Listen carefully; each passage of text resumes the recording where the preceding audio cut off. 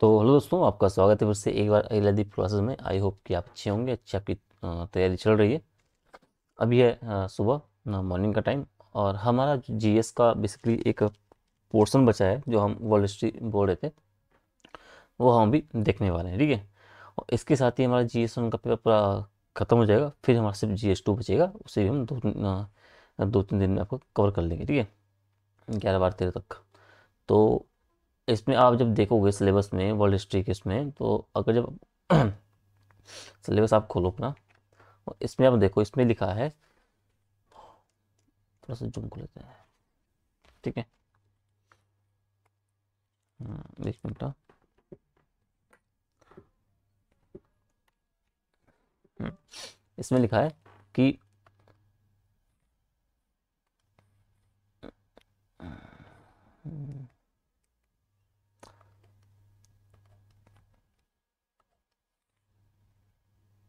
हम्म, कि विश्व के इतिहास में जो 18वीं सदी की जो घटनाएं हुई हैं उनके बारे में। ठीक है।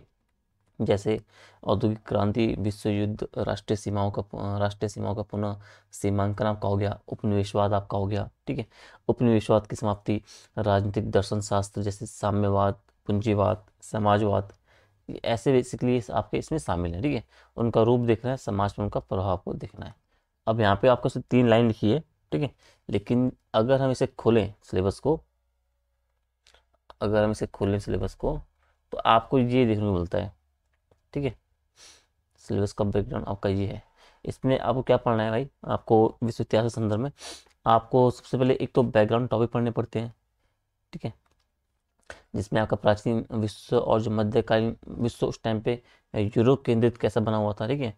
और जो हम वर्ल्ड हिस्ट्री आपका पढ़ना शुरू करते हैं, आपका यहीं से आपका फिर वर्ल्ड हिस्ट्री का पोर्शन आपका शुरू होता है। ठीक है। इसमें इसके बाद फिर आपका व्यावसायिक क्रांति और वाणिज्यवाद पढ़ना पड़ता है। फिर पुनर्जागरण, आपका धर्म सुधार आंदोलन जो हुआ उसके बारे में, सामंतवाद का पतन होता है, पूंजीवाद का उदय होता है, राष्ट्रीय राज्य का आपका उदय होता है, जो आपकी वेस्टफेलिया की संधि है 30 वर्षीय युद्ध के बाद, इनको पढ़ना पड़ता है। फिर आप 18वीं सेंचुरी का जो आपका प्रबोधन था बेसिकली, वो पढ़ना पड़ता है सेकेंड पार्ट 2 में। अमेरिकी क्रांति पढ़ना पड़ता है, उसका संविधान पढ़ना पड़ता है, उसका एक अलग इम्पैक्ट है। फ्रांस की क्रांति आपको पढ़नी पड़ती है। राष्ट्रवाद का जो यूरोप पर क्या इम्पैक्ट पड़ा, समस्त यूरोप पे, चाहे पश्चिमी यूरोप पे आप इटली की बात करो, जर्मनी की बात करो, ऑटोमन साम्राज्य की बात करो, इन सबको बारे में आपको पढ़ना पड़ता है। ठीक है। फिर आपकी आती है सीधा औद्योगिक क्रांति। इसके लिंक यहाँ आपका बढ़ जाता है। उसमें इसका ब्रिटेन में उद्भव होता है, वो देखना पड़ता है। इसके अलावा क्या उसका प्रभाव पड़ा, रूस, जर्मनी, अमेरिका, जापान में जो औद्योगिकरण का आपका प्रसार हुआ, उसके बारे में आपको पढ़ना पड़ता है। ठीक है। उसके बाद आपकी जो चीज़ें आपकी जुड़ती है सीधा समाजवाद, जब औद्योगिकरण के बाद आपका समाजवाद और मार्क्सवाद का विकास होता है। ठीक है। और उस साम्राज्यवाद का एशिया एवं जो आपका अफ्रीका में क्या प्रसार रहा। ठीक है। और उसका जो विभाजन वगैरह जैसे चीज़ें आपकी अफ्रीका में, उन सब चीज़ों को आपको पढ़ना पड़ता है। ठीक है। फिर आपका अगला पार्ट था कि प्रथम विश्व युद्ध का उद्भव, पेरिस शांति सम्मेलन, ये आपका हो गया। रूस की आपकी जो बोल्शेविक आपकी क्रांति हो गई, विश्व आर्थिक मंदी आपकी हो गई। उसके बाद इटली में आपका जो फासीवाद, आपका जर्मनी में नाजीवाद। और फिर आपका शुरू होता है सेकेंड वर्ल्ड वॉर, उसका उद्भव और प्रभाव आपका देखना पड़ता है। ठीक है। और एंड में आपका देखना पड़ता है कि शीत युद्ध जो आपका चलता है, उपनिवेश मुक्ति आपकी जो चलती है एशिया और अफ्रीका में, और संयुक्त राष्ट्र संघ, और फिर आपका गुटनिरपेक्ष आंदोलन तक का आपको जो बेसिकली जो आपका वर्ल्ड हिस्ट्री के सिलेबस में चीज़ें आपको देखनी पड़ती है। तो सिलेबस का भी सेम वही है भाई। अगर हम चाहते तो इन नोट्स से आप पढ़ लेते, लेकिन इतना टाइम नहीं है आपको एक क्लास में पूरा सिलेबस आपको कवर करना है, तो यहाँ से तो पॉसिबल नहीं पढ़ पाना। ठीक है। ये नोट्स जो आपका सीधा हम तभी देखेंगे कब, जब हम नेक्स्ट बैच को शुरू करेंगे। उसमें फिर आपका डिटेल रूप में आपके जो सारे जीएस सब्जेक्ट हैं, चाहे वर्ल्ड हिस्ट्री चाहे बाकी चीज़ें हों, उनको फिर हम वहाँ से देखेंगे। ठीक है। ये तो इनको फिर हम वहाँ से तभी पढ़ेंगे। ठीक है। अभी जो हम देखेंगे आपका, हम सीधा यहाँ से देखते हैं आपका, जो मैंने आपके इनके नोट्स तैयार कर रखे हैं। ठीक है। जी। तो आपको वीडियो को पूरा देखना है। ठीक है। क्योंकि नोट्स करने में पूरी तैयार करने में पूरा टाइम मुझे लगता है, क्लास रिकॉर्ड करने में। तो मेरी बहुत मेहनत रहती है इसके पीछे। इसलिए आपको मेहनत करके आपको उस क्लासेस वगैरह देखना है, ताकि आपका जो मेंस का सब्जेक्ट है बेसिकली, वो आपका प्रॉपर तरीके से आपका तैयार हो सके। ठीक है। अब इसमें हम शुरू करते हैं आपका।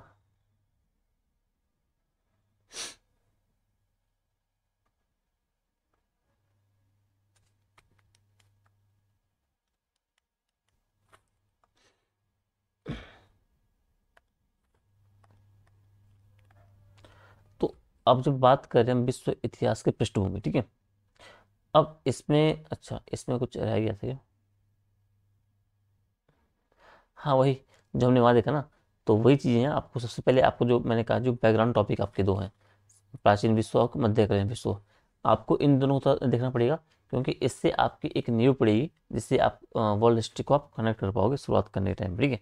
तो पहला जो खंड आपका है, जो ये विशिष्ट आपकी जो ये है कि जो बैकग्राउंड आपका है जो वर्ल्ड हिस्ट्री का इसके, ठीक है, उसमें प्राचीन विश्व का पढ़ोगे भाई, कि उस टाइम पे मानव, आप शुरू से आप देखते हो कि मानव समाज ने शिकार संघर्ष से आपका जीवन आप शुरू किया, उससे फिर जीवन आगे बढ़ा, नदी घाटों में संगठित होकर जीवन की शुरुआत हुई, फिर आपकी यहीं से आपकी सभ्यता बनती है। फिर आपकी प्रमुख सभ्यताएं जैसे मेसोपोटामिया, मिस्र, सिंधु घाटी, चीन, सभी ने क्या किया, कृषि, लेखन, व्यापार, धर्म और राजशाही की नींव रखी भाई। इसमें धीरे धीरे क्रमिक उनका विकास हुआ। फिर शासन और राजाओं और जो पुरोहित बेसिकली है, उनकी दैवी सत्ता का आपका प्रभाव था। समाज बेसिकली आपका वर्ग आधारित था, धार्मिक अनुशासन से आपका नियंत्रित था, ठीक है। यूनान की हम बात करें, वहाँ फिर रोम में आप बात करो, सिटी स्टेट और रिपब्लिक की आपकी अवधारणा आपकी उभरती है फिर वहाँ पे, ठीक है। और वहीं से बेसिकली आपका होता है क्या है, राजनीतिक आपका जो विचार है, जो लोकतंत्र है, उसके बीच पढ़ने शुरू होते हैं, ठीक है। विज्ञान की बात कर लो, गणित, कला और दर्शन ने आपको क्या किया, मानव विचार को बेसिकली आपको विचार दिया, मानव विचार को दिशा दी बेसिकली, ठीक है। और इन सभ्यताओं के जब पतन हुआ, तो उसके बाद क्या हुआ, यूरोप बेसिकली आपको क्या था, एक अंधकार युग में आपका प्रवेश करता है, ठीक है। और रोमन साम्राज्य का जो पतन हुआ आपका 5वीं सदी के साथ ही आसपास, जो प्राचीन विश्व था वो आपका समाप्त हो जाता है भाई। और जो आपका मध्यकालीन यूरोप का आपका आरंभ होता है, ठीक है। तो जहाँ से आपका जो रोमन साम्राज्य के पतन तक है, वहाँ तक आपका जो प्राचीन विश्व है वो आगे चलता है। अब यहाँ पे आपका रोमन साम्राज्य का आपका हो गया पतन, फिर आपका जो प्राचीन विश्व आपका जगह समाप्त, और फिर उसके बाद आपका जो मध्यकालीन यूरोप है उसकी शुरुआत आपको देखने को मिलती है। अब उसमें क्या है, आपका विशेषता है कि उसमें आपका जो सामंतवाद आपका हो गया, जो चर्च सत्ता आपकी हो गई, जो आपकी धार्मिक वर्चस्व था बेसिकली, इसका युग आपका शुरू होता है। तो फिर इन तीनों को थोड़ा सा आपको पढ़ना पड़ता है मेंस की दृष्टि के लिए। सामंतवाद का थोड़ा सा इंपॉर्टेंट रोल है, ठीक है। चर्च सत्ता, धार्मिक वर्चस्व का लिंक आपको बैठाने के लिए, ठीक है। फिर आपका आता है मध्यकालीन यूरोप, ठीक है, मध्यकालीन। अब इसमें क्या होता है कि सामंतवाद की और आकस्मिक संक्रमण की हम बात करते हैं। अब प्राचीन से मध्यकालीन जो आकस्मिक संक्रमण की हम बात करेंगे, तो रोमन साम्राज्य का जब पतन हुआ, उसके बाद यूरोप में क्या हो, राजनीतिक अस्थिरता आ जाएगी, आर्थिक विघटन फैल जाएगा, ठीक है। केंद्रित सत्ता के अभाव में क्या होगा, स्थानीय सरदार या आपके सरदार वगैरह होगा जो भूमि में वो लोगों पर कंट्रोल करने स्थापित करेंगे, ठीक है। और इसने क्या हुआ, जो आपका फेडरलिज्म है, जो सामंतवाद है, उसको जन्म दिया भाई, ठीक है। और सामंतवाद यानी कि जो भूमि निष्ठा और जो सैन्य सेवा पर क्या है, आधारित एक सामाजिक आर्थिक व्यवस्था थी भाई। इतना आपको ध्यान रखना छोटा सा, ताकि परिभाषा लिख सको, ठीक है। अब सामंतवाद का स्वरूप आप देखोगे, तो ये क्या है, भूमि मुख्य आर्थिक संसाधन थी भाई। राजा भूमि देता था, सरदार सैनिक सेवा देते थे, और किसान क्या है, भूमि पर काम करते थे। समाज 3 वर्गों में बटा हुआ था। राजा या सामंत हम बोल सकते हो, पादरी बोल सकते हो, और किसान बोल सकते हो, ठीक है। चर्च ने क्या किया, लोगों के जीवन के हर पहलू को कंट्रोल करना शुरू किया, ठीक है। और धर्म शासन का केंद्र बन गया था। और इस व्यवस्था ने जो स्थिरता तो दे दी थी, लेकिन जो आपका व्यापार हो गया, जो विज्ञान हो गया, इन सब का विकास क्या आपका रुक गया था, ठीक है। फिर मध्यकाल आपका आता है। मध्यकाल यूरोप की विशेषताएं क्या बात बोलोगे भाई, कि यूरोप क्या है, धार्मिक और कृषक समाज बन गया इस टाइम पे, जहाँ कृषि आपका शिक्षा हो गया, जो ज्ञान चर्च के कंट्रोल में आ गया। इस्लामी साम्राज्य और अरब व्यापारियों से संपर्क के बाद क्या है, यूरोप में नए विचार आते हैं, नई वस्तुओं का भी प्रवेश होता है, ठीक है। धीरे धीरे नगरों का बेसिकली आपका पुनर्जागरण और जो व्यापारिक गतिविधियां हैं उनका विस्तार होता है। और यही बेसिकली आपके सामंतवाद के पतन की आपकी शुरुआत यहाँ से हो जाती है, ठीक है। अब क्रूसेड्स आपके हो गए, नगरों का उद्भव आपका हो गया, व्यापार के पुनरुत्थान हो गए। इन्होंने क्या किया, यूरोप को नई दिशा दी भाई। और यही परिवर्तन आगे जाकर आपकी जो है व्यापारिक क्रांति, आपकी जो है आपका जो पुनर्जागरण है, उसके रूप में आपके विकसित होती हैं, जिन्होंने आधुनिक विश्व की आपकी नींव रखी, ठीक है। तो इसे थोड़ा सा आपको कनेक्शन को थोड़ा सा आपको जानते रहना है, ठीक है। अब जब आप पढ़ोगे इस वर्ल्ड हिस्ट्री के बारे में थोड़ा सा, तो जो आपका ये है सामंतवाद का जो आपका प्रोसेस है, जो सामंतवाद का एक स्वरूप है, तो सामंतवाद को थोड़ा सा आप अच्छे से पढ़ के जाना है। इसको आपको थोड़ा सा तैयार करके जाना है। आई उम्मीद है कि इससे आपका स्वाद बन सकता है, ठीक है, सामंतवाद वाले पोर्शन से, आपके फर्स्ट वाले टॉपिक से, ठीक है। तो सामंतवाद को थोड़ा सा आप देखते हुए चले जाना, ठीक है,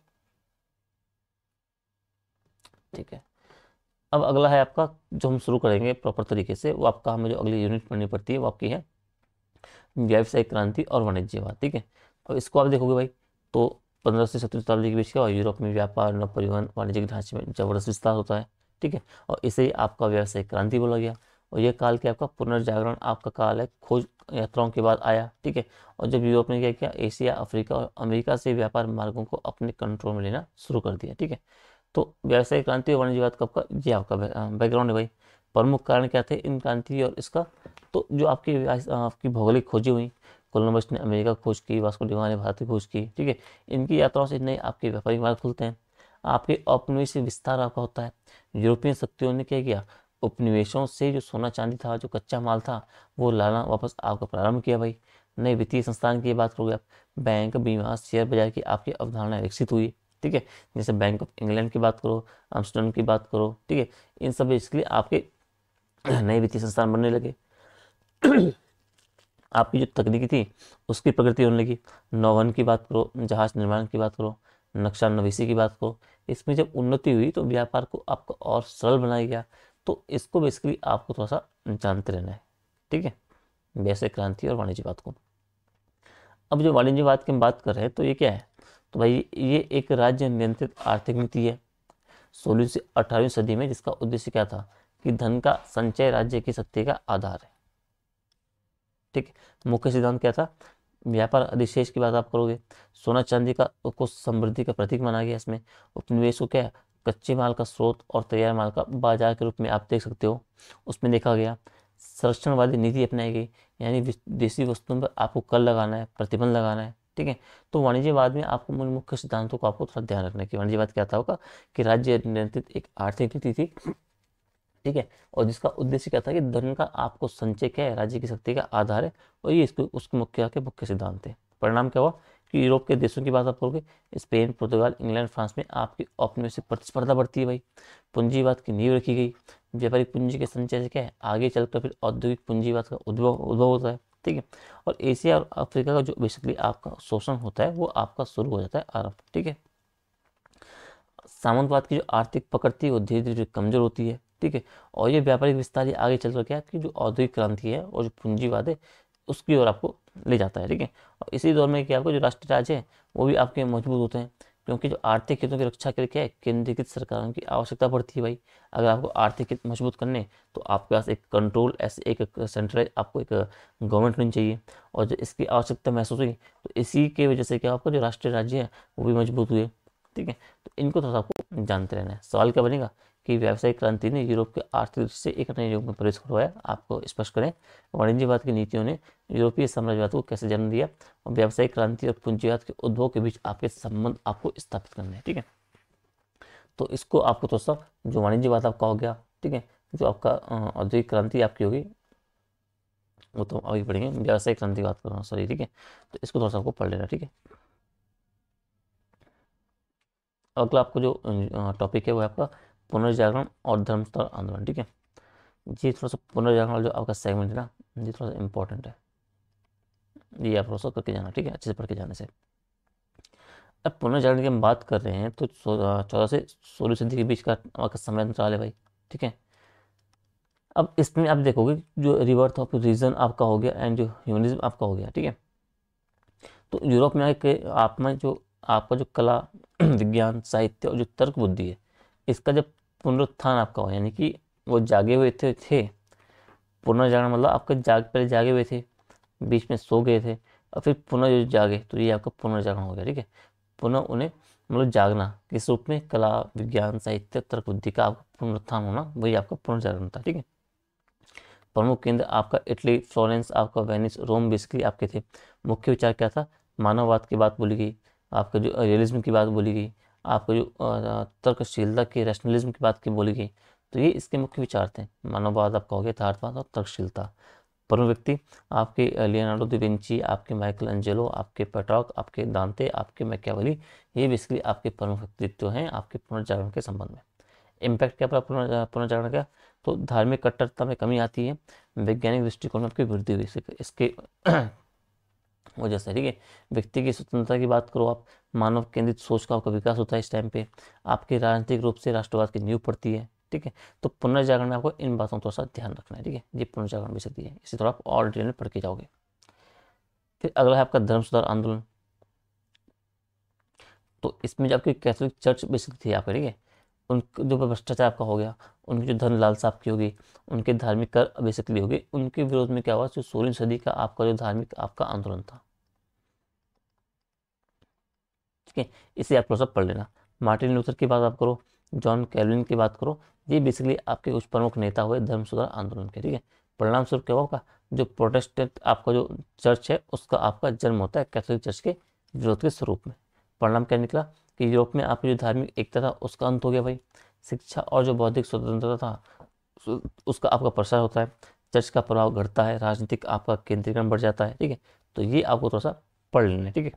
तो धर्म सुधार आंदोलन आपका हो गया, और जो आपका ये पुनर्जागरण वाला आपका सेगमेंट है, इन दोनों को आपको डिटेल में पढ़ना है। उम्मीद है कि इससे आपका सवाल बन सकता है, ठीक है। और पुनर्जागरण और धर्म सुधार ने क्या किया, आपका सामंतवाद की वैचारिक नींव को हिलाया, जिससे पूंजीवाद और जो आधुनिक राज्य है उनके उद्भव का बेसिकली आपका मार्ग आपका प्रशस्त होता है। समझिए, ठीक है। अगला है पुनर्जागरण सवाल। हाँ, अब सवाल क्या बनेंगे कि भाई पुनर्जागरण और जो धर्म सुधार ने आधुनिक युग के जन्म में आपको कैसे योगदान दिया। क्या पुनर्जागरण एक सांस्कृतिक क्रांति थी या सामाजिक राजनीतिक परिवर्तन। धर्म सुधार ने व्यक्ति को ईश्वर से सीधे जोड़ दिया।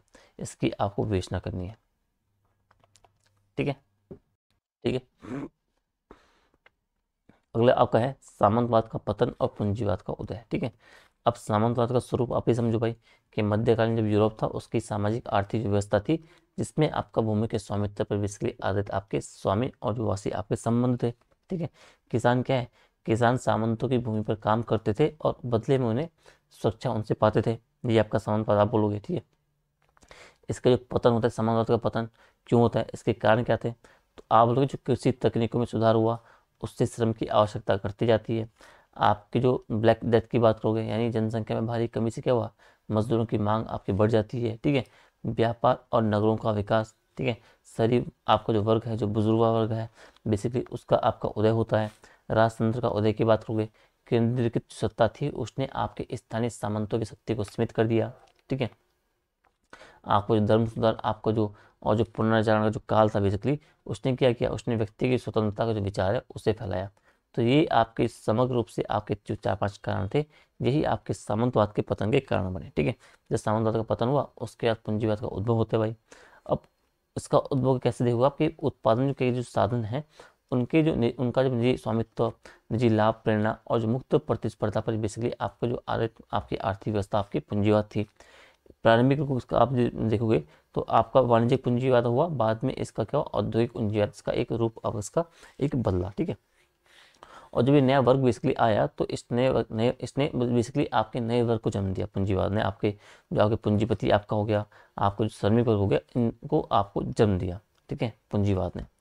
इसका परिणाम क्या हुआ कि आपकी सामाजिक गतिशीलता बढ़ जाती है, सामंतों का पतन होता है, राष्ट्र राज्य का आपका सुदृढ़ीकरण मजबूतीकरण होता है, आगे चलकर फिर औद्योगिक क्रांति होती है और साम्यवाद पूंजीवाद संघर्ष की भूमि आपकी तैयार होती है, ठीक है। तो इसमें आपका सामंतवाद का पतन और पूंजीवाद के उदय में आपको ये बेसिक बातें आपको थोड़ा सा आपके दिमाग में होनी चाहिए, ठीक है। इनसे अगर आपका सवाल बने तो आप इस तरीके से आप सवाल को टैकल कर सकते हो, क्योंकि यूकेपीएससी के सवाल जो है इतना टफ नहीं आते कि अगर आपको जनरल अगर आपको आइडिया भी है तो आप अपने आंसर को टैकल कर सकते हो, ठीक है। अगर आपने इतना भी याद कर लिया है, इतना आपको पता है सामंतवाद का पतन कैसे हुआ, पूंजीवाद का उदय कैसे हुआ, पूंजीवाद के थोड़ा क्या कारण आपके थे, ठीक है, उसका परिणाम क्या निकले, तो इतने जनरल से आइडिया से आप ये लिख सकते हो भाई कि आपका सामंतवाद के पतन ने आधुनिक यूरोप की जन्म की नींव कैसे रखी। आपको जो पूंजीवाद के उद्भव के आर्थिक और सामाजिक कारणों की विवेचना कीजिए, ठीक है। बाकी आपको थोड़ा सा खुद से आपको तैयार करना है पूंजीवाद को भी, ठीक है। आपका जो ये सामंतवाद का पतन, जब ऊपर आप सामंतवाद पढ़ोगे तो वहाँ से आपका हो जाएगा, ठीक है। पूंजीवाद को थोड़ा सा आपको देख लेना है, ठीक है।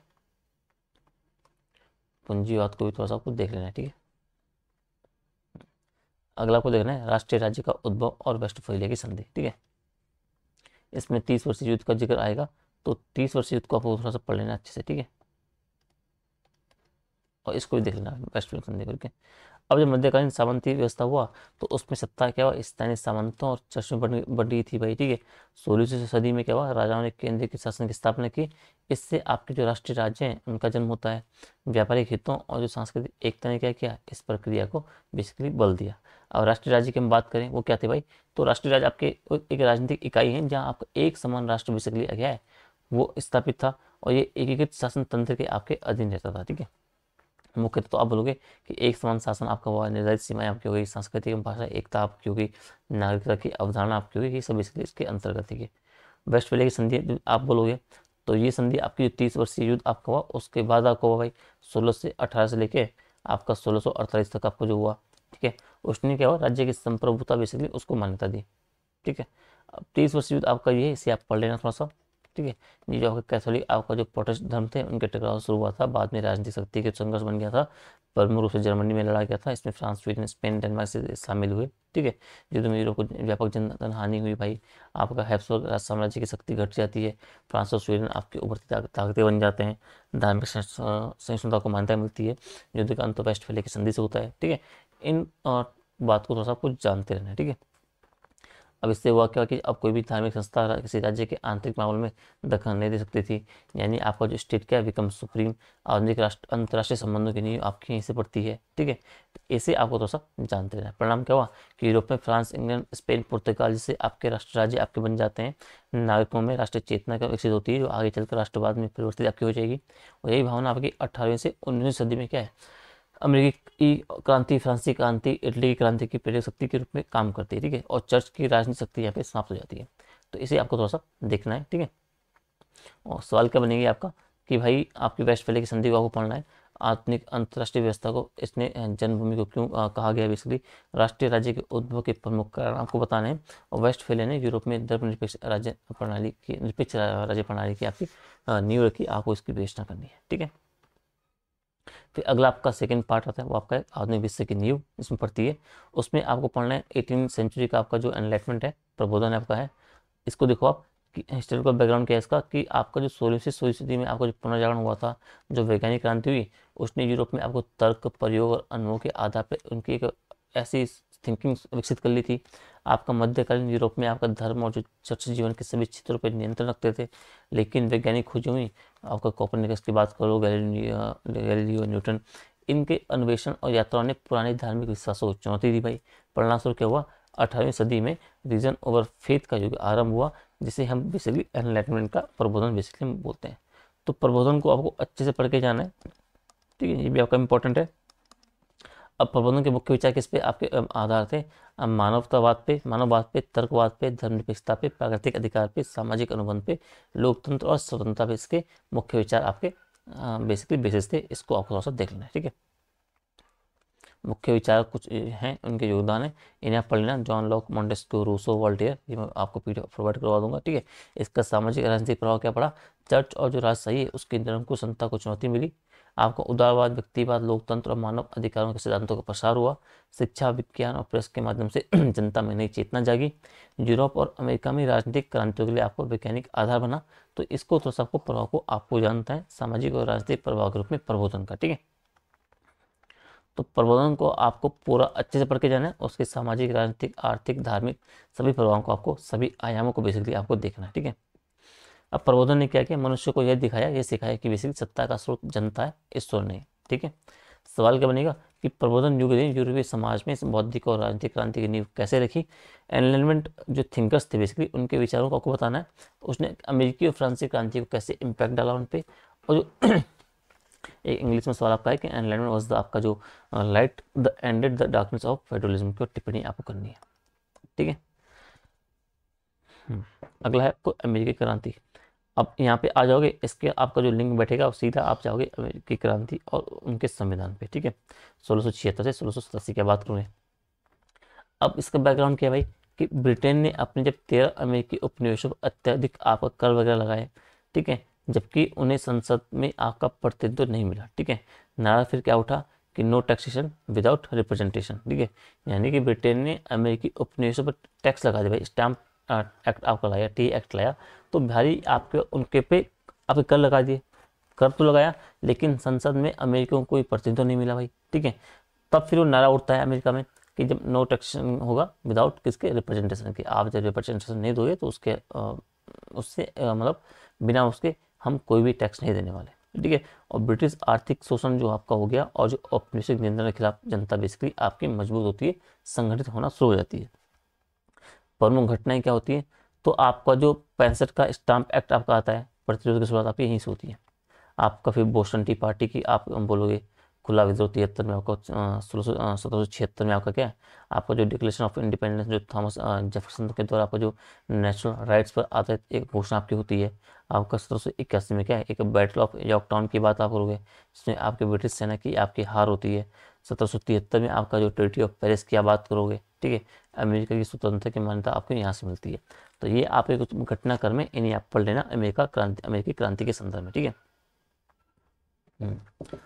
अमेरिकी संविधान की बात आप करोगे तो 87 की आप देखोगे, इसे थोड़ा देख लेना कि पहली बार आपका लिखित संविधान का निर्माण हुआ। आपके संघीय गणराज्य प्रणाली इसमें दी गई, सत्यों का प्रतिपादन की बात बोली गई, चेक एंड बैलेंस व्यवस्था की बात बोली गई। 1991 में बेसिकली आपको जो बिल ऑफ राइट्स के नाम से नागरिकों के मौलिक और अधिकार बेसिकली आपके दिए गए, ठीक है। तो इन्हें आपको थोड़ा सा देखना है कैसे अमेरिकी क्रांति को थोड़ा सा आपको पढ़ के जाना है, ठीक है। प्रभाव क्या पड़ा इसका कि विश्व की पहली सफल औपनिवेशिक मुक्ति क्रांति आपकी यही थी भाई, ठीक है। आपका लोकतंत्र, मानव अधिकार और गणराज्य की स्थापना का आदर्श आपका यहीं से आता है।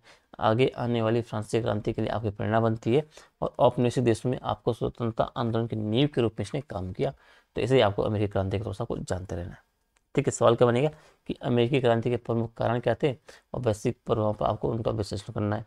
अमेरिकी संविधान में आपका चेक्स एंड बैलेंस प्रणाली का लोकतंत्र में महत्व बताना है और अमेरिकी क्रांति ने मानव अधिकारों के विचार को व्यवहारिक रूप दिया, आपको व्याख्या करनी है, ठीक है। तो ये आपका हो गया। अगला आपका है फ्रांसीसी क्रांति। इसमें क्या देखना होगा, पृष्ठभूमि आपको देखनी कि जो आपकी सामाजिक असमानता थी, तीन वर्ग आपका जो था, क्लेरी नोबल आपका जो कॉमर्स आपका था, आर्थिक संकट आपके हो गए, युद्ध और विरासत के कारण क्या हुआ, भारी ऋण आपका हो गया, कर भार आपका हो गया, केवल तीसरे वर्ग पर ही बेसिकली आपका था, ऊपर के दो मजे कर रहे थे, राजनीतिक भ्रष्टाचार की आपकी हुई बात, जो लुई सोलोन की कमजोर नीतियां विकसित थी, इन सब के आपका एक बैकग्राउंड आपका बनता है। साथ ही इसी के साथ जब प्रबोधन विचार आपके जो आते हैं उनका जो इम्पैक्ट पड़ता है, ठीक है। आपका जो रूसो, वोल्टेयर, जो मॉन्टेस्क्यू के आपके विचार आते हैं, आपकी जो अमेरिकी क्रांति होती है उस टाइम पे, उससे फिर एक प्रेरणा आपको मिलती है, ठीक है। और फिर आपकी फ्रांस की क्रांति आपकी यहाँ से शुरू हो जाती है, ठीक है। प्रमुख घटनाएं क्या हुई, तो 1789 पे आप आओगे, आपका जो स्टेट जनरल, आपका जो नेशनल असेंबली राज्य सत्ता को चुनौती मिलती है। आपका 1789 में 14 जुलाई को आपको जो बास्तिल का पतन होता है, ठीक है। यहाँ से आपका क्रांति का प्रतीकात्मक आरंभ आपका यहाँ से हो जाता है। 1789 में आपका जो declaration of rights of man आपका आता है, बेसिकली समानता, स्वतंत्रता आपका जो उस पर आपका बेसिस था। फिर आपका राजतंत्र का अंदर लुई 14 का वध आपका जो होता है, गणराज्य की घोषणा आपकी यहीं से जाती है। आपका जो उग्र चरण आपका 93 से 94 के मध्य चलता है और 1799 में बेसिकली आपको जो नेपोलियन का उदय होता है और क्रांति का समापन आपका इसमें आपको देखने को मिलता है, ठीक है। तो फ्रांस की क्रांति को आपको तो सब यहाँ से आपको समझते रहना है, ठीक है। अब इसके परिणाम क्या निकला, सामंतवाद का आपका समाप्त हुई, बेसिकली आपकी वर्ग व्यवस्था समाप्त हुई, इक्वलिटी बिफोर लॉ की स्थापना हुई, धर्मनिरपेक्षता और नागरिकता की अवधारणा आपकी आई, राष्ट्रवाद और उदारवाद का प्रसार हुआ और नेपोलियन के माध्यम से यूरोप में नई प्रशासनिक और कानूनी व्यवस्था आपकी स्थापित हुई, ठीक है। इसका दीर्घकालीन प्रभाव क्या पड़ा भाई, तो यूरोप के हर कोने में क्या है, राष्ट्रीय चेतना का उदय हो गया, आधुनिक राज्य व्यवस्था की आपकी शुरुआत होती है, ठीक है। आगे आने वाली क्रांति आपकी जो थी, आपका 1848 का जो रेवोल्यूशन आपका हो गया, राष्ट्र जो आपका नेशनलिज्म हो गया, आपका जो इन सारे मूवमेंट आपके थे, इनका बीच आपका फ्रांसीसी क्रांति में आपका पड़ जाता है, ठीक है। तो इन्हें आपको थोड़ा सा जानते रहना है। सवाल क्या बनेगा कि फ्रांसीसी क्रांति के सामाजिक, आर्थिक और वैचारिक कारणों का आपको विश्लेषण करना है। आपको नेपोलियन ने फ्रांसीसी क्रांति की उपलब्धियों को किस सीमा तक आपको संरक्षित किया है, ठीक है। तो फ्रांसीसी क्रांति थोड़ा मैंने इसी तरीके से हम थोड़ा देख पाएंगे क्योंकि समय का अभाव है, ठीक है। तो फ्रांसीसी क्रांति को थोड़ा सा आपको देख लेना है, ठीक है। बाकी मैं ये करूँगा कि अगर मैं इस पर क्लास नहीं लेके आए तो मैं इनसे जो संबंधित आपके सवाल आपके तैयार करके 60 से 70 सवाल आपको वो उसकी वीडियो आपको अपलोड कर दूंगा। वीडियो तो नहीं लेकिन उसकी पीडीएफ बेसिकली आपको अपलोड कर दूंगा ड्राइव पे, आप वहाँ से चेकआउट कर सकते हो और वहाँ से थोड़ा सा आपको एक आइडिया मिल जाएगा मेन से सवालों का, ठीक है। यह हो गया। अगला है राष्ट्रवाद का यूरोप का, जो राष्ट्रवाद था उसका यूरोप पे क्या प्रभाव पड़ा, ठीक है। पश्चिमी यूरोप पे क्या पड़ा, इटली, जर्मनी, ऑटोमन और हैब्सबर्ग साम्राज्य पे।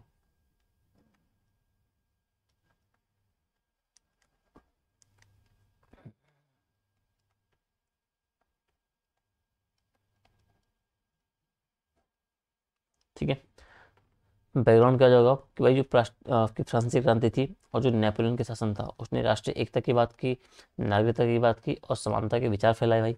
1815 में वियना कांग्रेस ने राजतंत्र की बहाली की, परंतु राष्ट्रवादी आंदोलन दबाए नहीं जा सके। अब राजा की प्रजा की जगह क्या हुआ, राष्ट्र के नागरिक की भावना आपकी उभर जाती है। ठीक है, राष्ट्र के नागरिक। ठीक है, तो इसे आपको तो देखना है। पश्चिमी यूरोप पे क्या पड़ा कि ब्रिटेन में संसदीय लोकतंत्र आपका मजबूत हो जाता है। फ्रांस में 1830 और 1848 की क्रांतियों ने आपका उदार राष्ट्रवाद के उसको बेसिकली आपको पुनर्जीवित करने का काम किया। इटली का एकीकरण होता है भाई, इसका संबंध 1848 से 70 के बीच। आप बोलोगे कि इटली अनेक अनेक छोटे राज्यों में बटा हुआ था। मैजनी आपके थे, उसके जो विचारक थे, उन्हें यंग इटली आंदोलन चलाया। कुवर की बात आप करोगे, उन्हें आपके कूटनीतिक नीरज थे, फ्रांस की मदद से उत्तरी इटली को जोड़ने का काम किया। गहरी बाल्टी की बात करोगे आप, दक्षिण इटली को मिलाया। ठीक है, और 1870 में क्या है, रोम को राजधानी बनाकर एकीकृत आपका जो इटली है उसकी घोषणा आपकी हो जाती है। तो इटली के एकीकरण को भी आपको थोड़ा सा देखते हुए चलना है। ठीक है, जर्मनी का एकीकरण, तो ऑटोवन जो आपका बिस्मार्क था, ठीक है, ऑटोमन बिस्मार्क। ठीक है, तो आयरन चांसलर जिसे बोलते हैं हम। ठीक है, नीति कहते हैं ब्लड एंड आयरन की नीति थी। सैन्य शक्ति से इन्होंने एकीकरण किया बेसिकली। प्रशा के नेतृत्व में 3 युद्ध इन्होंने लड़े, डेनमार्क, ऑस्ट्रेलिया, फ्रांस आप बात करोगे। और 1871 में वर्सेल में इन्होंने क्या किया, वर्सेल में बेसिकली आपका जर्मन साम्राज्य की घोषणा की, और केसर विलियम फर्स्ट आपके सम्राट बनते हैं। तो जर्मनी के एकीकरण को भी आपको थोड़ा सा देखते हुए चलना है। ऑटोमन एवं जो हैब्सबर्ग साम्राज्य था, ये आपका अनेक जाति समूह, आपका सब, ग्रीक, बुल्गारियन, हंगेरियन, इनमें राष्ट्रवादी जो आंदोलन चला बेसिकली। बालकन प्रश्न जो आपका ईस्टर्न क्वेश्चन जो आपका है, जो कि स्थिरता के लिए आपकी चुनौती बनी हुई थी, राष्ट्रवाद ने इन साम्राज्यों को कमजोर कर दिया। ठीक है, परिणाम क्या निकला, आपका जो राष्ट्र राज्य प्रणाली का उदय हुआ, साम्राज्यवाद और प्रतिस्पर्धा बढ़ी, जो अंततः प्रथम विश्व युद्ध का कारण बनती है। ठीक है, और नेशनल स्टेट की अवधारणा जो है आधुनिक राजनीति की आपकी नींव पड़ जाती है। तो इसे भी आपको थोड़ा सा देखते चलना, ये तो उतना इंपॉर्टेंट नहीं है। ठीक है, सवाल क्या बनेगा कि यूरोप में राष्ट्रवाद के उदय और उसके परिणामों का विश्लेषण करना है आपका। इटली और जर्मनी के एकीकरण की प्रक्रिया की तुलना करनी है। राष्ट्रवाद ने साम्राज्य को तोड़ा और आधुनिक राज्य के निर्माण किया और व्याख्या की। ठीक है, ठीक है, अगला आप खंड आता है औद्योगिक क्रांति को, इसको आप थोड़ा सा देखना है। ठीक है, ठीक है, अब है आपका जो थर्ड सेक्शन बेसिकली औद्योगिक क्रांति का है, इसे आपको पढ़ना है। औद्योगिक क्रांति थोड़ा सा इंपॉर्टेंट रोल निभाती है, इसको थोड़ा सा आपको पढ़ लेना है। औद्योगिक क्रांति और इसके प्रभाव को आपको थोड़ा सा देख लेना है, अच्छे से पढ़ लेना है। ठीक है, औद्योगिक क्रांति और इसके प्रभाव जो है बेसिकली आपको पढ़ लेना है पूरे से। ठीक है, अब इसका अर्थ क्या है कि उत्पादन के क्षेत्र में क्या है, हाथ से जो श्रम करने वाली तकनीक है, उससे आपको मशीन आधारित उत्पाद प्रणाली का जो परिवर्तन था, यही बेसिकली आपका औद्योगिक क्रांति है भाई। ठीक है, उद्योग में क्रांति आ गई। और ये क्रांति की बात होगी तो 18वीं सदी के उत्तरार्ध में इंग्लैंड से आपकी आरंभ होती है, और इसने आर्थिक ही नहीं बेसिकली सामाजिक और राजनीतिक ढांचे को बदल दिया। तो इसको आपको देखना है कि औद्योगिक क्रांति आर्थिक प्रभाव क्या हुआ, सामाजिक प्रभाव क्या पड़ा और राजनीतिक प्रभाव क्या पड़ा, इसको थोड़ा सा आपको देखना है। इतिहासकार जो आपके अर्नोल्ड आपके टर्नबी ने भी पहली बार 1884 में क्या आपका इंडस्ट्रियल रेवोल्यूशन शब्द का प्रयोग किया। ठीक है, तो इसका जिक्र आपको करना है अपने आंसर में। ठीक है, अब ब्रिटेन में उद्भव क्या हुआ औद्योगिक क्रांति का, कारण क्या था, एक तो जो भौगोलिक स्थिति आई आपकी थी, समुद्र से घिरा द्वीप है, व्यापार और जो जल परिवहन की सुविधा है।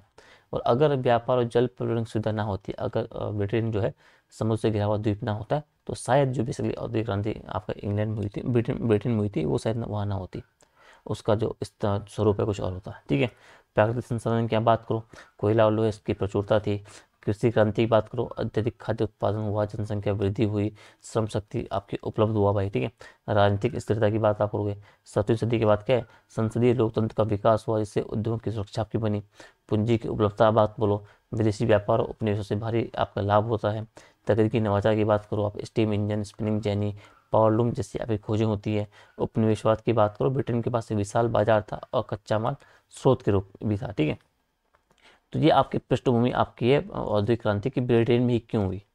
ठीक है, सवाल बनेगा कि औद्योगिक क्रांति आपकी ब्रिटेन में क्यों हुई, तो ये आपके 7 कारण है, इनको अपने आंसर में आपको देने की, उनके पास ये सब चीज़ें थी, इसकी वजह से आपके ब्रिटेन में भाई औद्योगिक क्रांति आपकी होती है। ठीक है, प्रमुख खोजों की आप बात करोगे, ये आप पढ़ लेना, वस्तु उद्योग में आपके ऊर्जा परिवहन में जो होता है। ठीक है, spinning jenny, water frame, power loom, steam engine, railway engine, इन सब की बात है। ठीक है, परिणाम क्या निकला ब्रिटेन में भाई, आपका उद्योग शहरों का उदय हुआ, मैनचेस्टर, बर्मिंघम, लिवरपूल, मजदूर वर्ग का निर्माण हुआ और वर्ग संघर्ष आपका बढ़ा। ठीक है, आपका व्यापार और बैंकिंग का तीव्र विस्तार आपका होता है, उपनिवेश में आपका कंट्रोल बढ़ता है, औद्योगिक पूंजीवाद है उसका विस्तार होता है। ठीक है, आपका ब्रिटेन क्या है, विश्व की कार्यशाला बेसिकली आपका कहलाता है। ठीक है, अब औद्योगिक क्रांति का प्रस्ताव हम देखेंगे तो जर्मनी में आप देखोगे भाई कि जब 19वीं सेंचुरी के मध्य तक क्या है, जर्मनी अनेक राज्यों में बटा हुआ था, छोटे राज्यों में, फिर उसका एकीकरण हुआ भाई, ठीक है। और जो उसके बाद क्या हुआ, वहाँ पे औद्योगिकरण बेसिकली आपका तेजी से होता है, ठीक है। बिस्मार्क की नीतियों की बात आप करोगे कि राज्य के संरक्षण में क्या आपके भारी उद्योगों का विकास हुआ, इस्पात, रसायन, रेलवे निर्माण बड़ी प्रगति हुई, शिक्षा और तकनीकी प्रशिक्षण पर विशेष बल दिया गया, टेक्निकल यूनिवर्सिटीज़ की स्थापना की गई, और 1900 तक आते आते जर्मनी क्या है, विश्व की दूसरी सबसे बड़ी आपकी औद्योगिक शक्ति आपका बन गया था, ठीक है। रूस की बात करो आप, 19वीं सदी तक क्या है, रूस क्या है, कृषि प्रधान और सामंती समाज था भाई, ठीक है।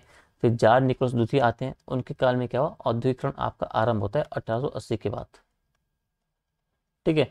रेलवे निर्माण, कोयला, लोहा और कपड़ा उद्योग में वृद्धि आपकी होती है, लेकिन श्रमिकों की दशा आपकी खराब रही भाई। 1917 की रूसी क्रांति की वैचारिक पृष्ठभूमि आपकी बनती है। औद्योगिकरण मुख्यतः क्या है, राज्य नियंत्रित था, असमान रूप से आपका हुआ, ठीक है। रूस को अगर देखते रहना है। अमेरिका की बात करोगे तो औद्योगिकरण 19वीं सेंचुरी की सदी में प्रारंभ हुआ, विशेषकर आपको जो गृह युद्ध चलता है वहाँ 1861 से 65 के बाद आपको देखने को मिलता है, वहाँ पर तीव्र होता है भाई इस टाइम पे। आपका कॉटन टेक्सटाइल की बात करो, स्टील की बात करो, आप रेलवे की बात करो, ऑटोमोबाइल की बात करो, इन उद्योगों में बेसिकली अमेरिका में क्रांति होती है। हेनरी, अमेरिका क्रांति मतलब इन उद्योगों में क्रांति होती है। हेनरी फोर्ड ने क्या किया, आपके जो असेंबली लाइन तकनीक से आपके 1913 में उत्पादन क्षमता कई गुना बढ़ाई, ठीक है। जो फोर्ड कंपनी आपकी है, प्रमुख कार कंपनी है ना, इसको सब जानते रहना है।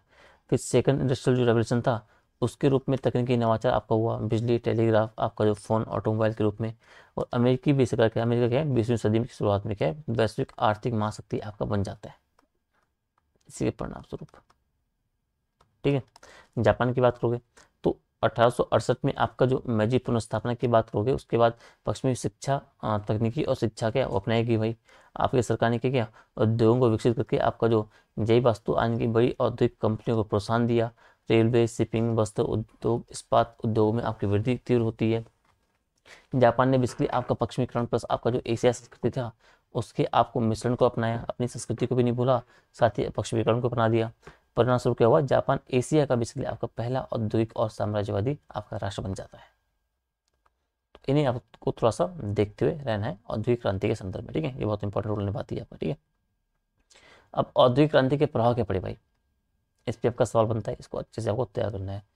आर्थिक प्रभाव क्या पड़ा, उत्पादन में जबरदस्त वृद्धि होती है, अंतर्राष्ट्रीय व्यापार में आपका विस्तार होता है, पूंजीवाद और बैंकिंग प्रणाली का विकास होता है, नए बाजारों की खोज होती है, साम्राज्यवाद की ओर आपका झुकाव आपका हो जाता है। बहुत सारे आपके और भी प्रभाव हैं, वो भी आप देख लेना। सामाजिक प्रभाव, शहरीकरण बढ़ेगा, ग्रामीण लोग उद्योगों में काम करने शहरों में आएंगे, मजदूर वर्ग आपका जो उसका गठन होगा, ट्रेड यूनियनों का आपका उदय होगा, वर्ग विभाजन आपका पूंजीपति बना मजदूर आपका होगा, परिवार और स्त्रियों की भूमिका में परिवर्तन होगा, और इंडस्ट्रियल आपकी सोसाइटी है उसमें सामाजिक गतिशीलता भी बढ़ जाएगी। बहुत सारे अन्य सामाजिक प्रभाव हैं, वो भी आपको देखने हैं, ठीक है। राजनीतिक प्रभाव क्या हुआ, पूंजीपति वर्ग का प्रभाव बढ़ा, लोकतांत्रिक और उदार नीतियां थी उनका प्रसार हुआ, साम्राज्यवाद और औपनिवेशिक प्रतिस्पर्धा आपकी बढ़ती है बाजार और कच्चा माल के लिए, और अंततः यही प्रतिस्पर्धा आगे चलकर प्रथम विश्व युद्ध का आपका कारण बनती है, ठीक है। तो इसको भी आपको थोड़ा सा देख के चलना है। सांस्कृतिक और बौद्धिक प्रभाव क्या पड़ा, आपका प्रोग्रेस और आपका जो आपको जो मटेरियलिज्म है उसका आदर्श स्थापित हुए, शिक्षा, विज्ञान, तकनीकी संस्थानों का प्रसार हुआ, समाज में साइंटिफिक टेम्पर आपका जो टेम्परामेंट है, आपका जो राशनल थिंकिंग है उसकी वृद्धि होती है, और नई विचारधाराएं आपकी समाजवाद, मार्क्सवाद, श्रमिक आंदोलन, इन्होंने आपको जन्म लिया, इन्होंने बेसिकली आपको जन्म लिया। तो औद्योगिक क्रांति का बेसिकली आपको जो प्रभाव पड़ा आर्थिक रूप में, आपका सामाजिक रूप में, राजनीतिक रूप में, आपका जो अन्य संस्कृति का जो वैश्विक प्रभाव पड़ा, बौद्धिक प्रभाव पड़ा वैश्विक स्तर पर, उनको आपको देखते रहना, ठीक है। आलोचना की बात अगर आई तो मजदूरों का शोषण और असमानता की बात बोलोगे आप, बाल श्रम और स्त्री शोषण की बात बोलोगे आप, पर्यावरण प्रदूषण और सामाजिक असंतुलन की बात बोलोगे, परिणाम स्वरूप आपका जो सोशलिस्ट आपका जो मूवमेंट था, आपका जो लेबर रिफॉर्म्स थे, उनका उदय होता है, ठीक है। तो आलोचना के रूप में आपको इन बिंदुओं को थोड़ा सा ध्यान रखना है। आपका निष्कर्ष हो गया, ठीक है। ये आपके सवाल हो गए, इसे आपको थोड़ा सा देखते आपको चलना है, ठीक है। औद्योगिक क्रांति समाजवाद के बीच आपको संबंध बताने हैं, औद्योगिक क्रांति के उद्भव से इंग्लैंड की विशिष्ट परिस्थितियों में क्या भूमिका थी, ये भी आपको थोड़ा सा देखते हुए चलना है, ठीक है। अब औद्योगिक क्रांति के बाद क्या है, जो आपका उत्पन्न जो आपकी पूंजीवादी असमानताएं थी, जो समाजवाद था और जो मार्क्सवाद है, उसको जन्म दिया, और साथ ही यूरोप क्या है, यूरोपीय साम्राज्यवाद ने एशिया और अफ्रीका को बेसिकली आपने उपनिवेशों में बांट दिया, ठीक है। इन्हें आपको थोड़ा सा देखते रहना है। अगला आपका है समाजवाद, मार्क्सवाद और साम्राज्यवाद का युग। आपका जो आपका नेक्स्ट आपका जो पार्ट है, 4 पार्ट हैं, 2 आपके बचे हैं और, ठीक है, 2 छोटे छोटे पार्ट हैं। इसका समाजवाद आएगा, मार्क्सवाद आपका जो आएगा औद्योगिक क्रांति के बाद, उसका जो साम्राज्यवाद का उदय किस तरीके से होता है, ठीक है। अब पहला वो बोला कि समाजवाद एवं मार्क्सवाद का विकास की बात कर रहा है। पृष्ठभूमि क्या है कि औद्योगिक क्रांति हुई, पूंजीवादी वर्ग बना, अमीर और मजदूर वर्ग गरीब होता गया, ठीक है। कारखानों में बाल श्रम, अस्वास्थ्यकर स्थितियाँ थी, न्यूनतम वेतन थे, ऐसे आपके मुद्दे उठते हैं। और इस असमानता के खिलाफ क्या होता है कि आपकी जो विचारधारा नहीं आपकी उभरती जाती है, उसमें आपके शामिल थी समाजवाद, और आगे चलकर जो है मार्क्सवाद आपको देखने को मिलता है। समाजवाद की अवधारणा क्या थी भाई, कि एक ऐसी अवधारणा थी ये कि जो संपत्ति के साझा आपका वितरण आपका बोलता है, सामूहिक स्वामित्व और जो आपका सामाजिक न्याय बेसिकली उस पर बल देती है। और इसका मूल सिद्धांत क्या है कि from each according to his ability to each according to his own needs basically, ठीक है।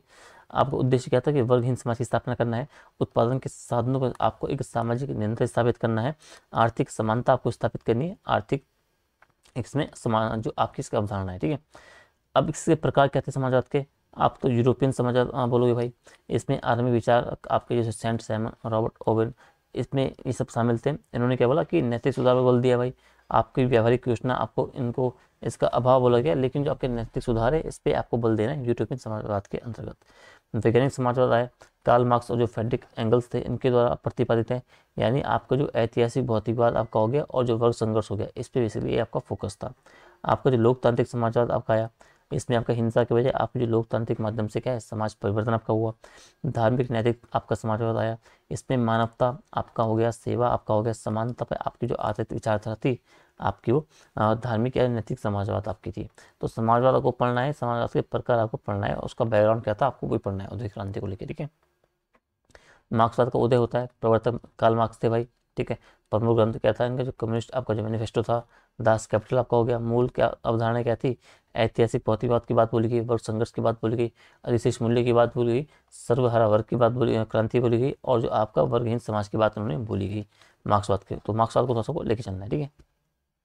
मूल सिद्धांत क्या है, ऐतिहासिक भौतिकवाद, यानी मानव इतिहास का निर्धारण क्या है, भौतिक आर्थिक परिस्थितियाँ करती है, ना कि आपका विचार था। उत्पादन के साधनों का स्वरूप क्या है, समाज के ढांचे का आपका निर्धारण करते हैं। वर्ग संघर्ष की क्या बात बोली उन्होंने, इतिहास वर्ग संघर्षों का इतिहास है, दास बनाम मालिक आपका रहा है, सामर्थ्य बनाम किसान आपका रहा है, पूंजीपति बनाम मजदूर आपका रहा है, ठीक है। और ये संघर्ष अंततः आपका सर्वहारा क्रांति के परिणत आपका होगा, ठीक है। अगला इन्होंने क्या बोला, अधिशेष मूल्य की बात बोली कि आपका जो मजदूर जितना मूल्य आपका पैदा करता है बेसिकली उसे पूरा उतना नहीं मिलता है, शेष मूल्य आपका पूंजीपति आपका रख लेता है, जिससे आपकी शोषण की जड़ आपकी पनपती है। वर्गहीन समाज के लक्ष्य की बात बोली गई कि उत्पादन के साधनों पर आपका सामूहिक स्वामित्व होना चाहिए, राज्य आपका धीरे धीरे आपका लुप्त हो जाएगा, ठीक है। तो ये कुछ प्रमुख बातें इन्होंने बोली, कुछ प्रमुख सिद्धांत दिए जिन्हें आपको जानना है मार्क्सवाद के अंतर्गत, ठीक है। प्रभाव क्या पड़ा मार्क्सवाद का, कि श्रमिक आंदोलन का विस्तार हुआ, ट्रेड यूनियन की स्थापना हुई, 1917 की जो रूसी क्रांति पर उनका गहरा प्रभाव पड़ता है। लेनिन ने मार्क्सवाद को व्यवहारिक रूप दिया भाई, ठीक है।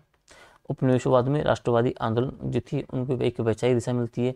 भारत में आपकी समाजवादी धाराएं भी चलती है, पश्चिम में आपका वेलफेयर स्टेट की आपकी अवधारणा आपकी स्थापित हो जाती है, ठीक है। आलोचना क्या है कि आर्थिक निर्धारणवाद पर अत्यधिक बल है इनका, वर्गहीन समाज की अवधारणा आदर्शवादी मानी गई है, और व्यवहार में कई आपके समाजवादी राज्य के निरंकुश आपके बन गए। आधुनिक संदर्भ क्या है आपका, कि आज जो आपका समाजवादी मिश्रित अर्थव्यवस्था है, जैसे भारत का मॉडल, वो समाजवाद और जो आपका पूंजीवाद है दोनों का आपका संतुलन रूप है। सामाजिक अन्याय, कल्याणकारी राज्य, न्यूनतम असमानता, सभी की जड़ क्या है, समाजवादी विचारों में आपकी बनी हुई है, ठीक है। ये आपका सवाल है कि औद्योगिक क्रांति और समाजवाद के विकास में क्या संबंध था भाई। कार्ल मार्क्स के ऐतिहासिक भौतिकवाद सिद्धांत की आपको समीक्षा करनी है, और मार्क्सवाद और जो लोकतांत्रिक समाजवाद है उसमें आपको मुख्य अंतर आपको स्पष्ट करना है, ठीक है। अगला फिर आपका आता है साम्राज्यवाद का एशिया और अफ्रीका में आपका जो प्रसार हुआ, अफ्रीका का जो विभाजन हुआ। पृष्ठभूमि क्या है कि 19वीं सेंचुरी में आपका जो उत्तरार्ध में यूरोपीय शक्तियों ने क्या किया, नए उपनिवेशवाद की शुरुआत की भाई। उद्देश्य क्या था कि उन्हें कच्चा माल चाहिए था, वो प्राप्त करना था, नया बाजार चाहिए था उन्हें पाना था, और अपना पूंजी का निवेश संबंधी बातें बोली गई। औद्योगिक क्रांति के बाद क्या हुआ, आर्थिक आवश्यकताएं हुई, राष्ट्रवादी प्रतिस्पर्धा बढ़ी, इसका मूल कारण आपका यही था, ठीक है। तो साम्राज्यवाद के रूप में आपकी जो मूल कारण आपका औद्योगिक क्रांति के बाद की जो आर्थिक आवश्यकताएं और जो राष्ट्रवादी प्रतिस्पर्धा थी जी थी। और साम्राज्यवाद के प्रमुख कारण क्या होगा, एक तो आर्थिक कारण क्या था, कच्चा माल चाहिए आपको, औद्योगिक उत्पादों के लिए आपको एक बाजार चाहिए, आपको पूंजी निवेश के लिए हर नए क्षेत्र चाहिए, राजनीतिक कारण क्या थे, आपको यूरोपीय राष्ट्रों के बीच आपकी जो प्रतिस्पर्धा थी, राष्ट्रवाद और शक्ति प्रदर्शन की नीति आपकी जो थी, बैलेंस ऑफ पावर की बात करोगे आप। सांस्कृतिक का और धार्मिक कारण क्या थे, आपका जो व्हाइट मैन बर्डन आपका था, यानी पश्चिमी सभ्यता और ईसाई धर्म का प्रचार की बात आप करो, सभ्यता प्रसार का दिखावा करना, पर वास्तविक उद्देश्य आपका आर्थिक लक्ष्य था भाई, आर्थिक शोषण करना था। आपका जो वैज्ञानिक प्रौद्योगिकी कारण आप कहते हैं भाप का इंजन, जहाज, टेलीग्राफ, रेल, इन्होंने क्या, इससे आपका जो साम्राज्य नियंत्रण बेसिकली वो आपका आसान हो जाता है। ठीक है, तो साम्राज्यवाद को आपको थोड़ा सा समझते रहना है। ठीक है, ये आपके प्रमुख कारण है, इनको आपको सब पढ़ लेना अच्छे से। तो ये आपको तो इम्पोर्टेंट है। ठीक है, अब एशिया में साम्राज्यवाद का प्रसार की बात करोगे आप, भारत में ब्रिटेन की भूमिका थी, प्लास्टिक से लेके और ब्रिटिश शासन तक, ईस्ट इंडिया कंपनी से लेकर ब्रिटिश 1858 तक की बात करोगे। चीन में आपका ब्रिटेन, फ्रांस, जर्मनी था भाई, अफीम युद्ध होकर चला। आपका इंडोनेशिया में नीदरलैंड आपका हो गया। ठीक है, उत्तर डच उपनिवेश आपका जो हो गया, मसाला व्यापार। Korea, Taiwan, Vietnam, Laos, Cambodia, इन सब की बात आप करोगे। ठीक है, और एशिया में साम्राज्यवाद ने क्या किया, राष्ट्रवाद को जन्म दिया। भारत, चीन, वियतनाम आदि में स्वतंत्रता आंदोलन की नींव आपकी इसके परिणाम स्वरूप आपकी बढ़ती है। ठीक है, तो इसे आपको थोड़ा सा देखते रहना है। ठीक है, साम्राज्यवाद को जो आपका राष्ट्रवाद कैसे साम्राज्यवाद से आपका पनपता है। अब अफ्रीका का विभाजन की बात करोगे, 1870 के बाद जो यूरोपीय शक्तियाँ उन्होंने क्या किया, अफ्रीका को बांटने की दौड़ शुरू हुई भाई। कारण क्या था, अफ्रीका का सोना, अफ्रीका के हीरे, तेल, रबड़, दास, व्यापार, बाजार।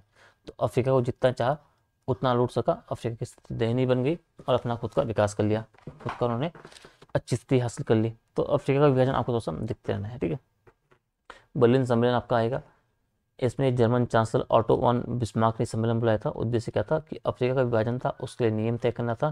परिणाम क्या हुआ, यूरोप के लगभग सभी देश के अफ्रीका के हिस्सों में कब्जा करने लग गए और स्थानीय सीमाओं की अनदेखी करके आगे कृत्रिम सीमाएं बनाई गई। ब्रिटेन, फ्रांस, जर्मनी, बेल्जियम, पुर्तगाल, इटली आदि ने अपने अपने उपनिवेश अफ्रीका में बांट लिए और बेचारा अफ्रीका क्या है, इसमें इसका जो है शोषण होता रहा। और उसी का परिणाम क्या है, आज भी आप देखते हो कि अफ्रीका जो बेसिकली अन्य शेष आपके महाद्वीप है उनसे कितना पिछड़ा हुआ है।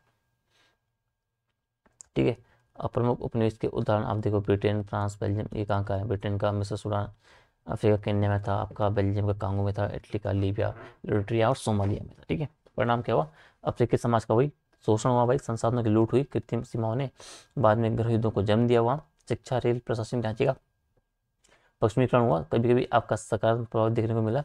और एशिया अफ्रीका में क्या आपका राष्ट्रवाद और जो स्वतंत्रता आंदोलन थे उनका उदय आपको देखने को मिलता है। साम्राज्यवाद की आलोचना आलोचना क्या बोलोगे कि मानवतावाद और सभ्यता के नाम पे शोषण था भाई। आर्थिक साम्राज्यवाद ने वैश्विक असमानता को बढ़ाया। अंततः यही नीति आगे चलकर प्रथम विश्व युद्ध का कारण बनती है। निष्कर्ष क्या आप बोलोगे कि 19वीं सदी का साम्राज्यवाद आधुनिक इतिहास की सबसे बड़ी विडंबना थी। प्रगति के नाम पे आपकी गुलामी, बाकी चीजें आप बोल दोगे। ठीक है, ये आपके मॉडल सवाल है कि समाजवाद के उद्भव के सामाजिक आर्थिक कारणों की विवेचना करनी है। मार्क्सवाद के सिद्धांतों को 19वीं सदी की रणनीति पर क्या प्रभाव पड़ा।